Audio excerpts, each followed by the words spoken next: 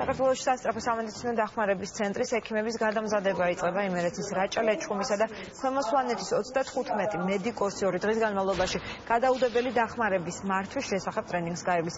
მედპერსონალს პრეჰოსპიტალური კარდიოლოგიური დახმარების, მედიკამენტების დოზირებისა და სხვა საკითხებზე თანამედროვე მიდგომებს გააცნობენ. მეორე ეტაპზე კი ტრენინგები ექიმებს უკვე გურიაში ჩაუტარდება წლის ბოლომდე. პროექტმა საქართველოს მასშტაბით ყველა სასწრაფო სამედიცინო დახმარების ცენტრი უნდა დაფაროს.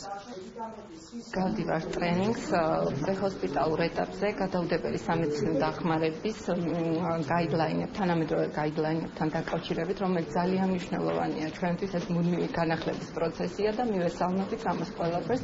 თუ კი ხშირი ხასიათი ექნება, ამას ძალიან კარგი იქნება. დაიწყო შემდეგი ეტაპი სასწრაფო სამედიცინო დახმარების განვითარების საქმეში.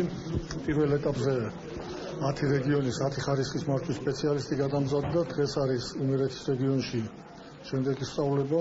ეს არის იმერეთის, რაჭა-ლეჩხუმის და ქვემო სვანეთის რეგიონი. 35 ექიმი მზადდება.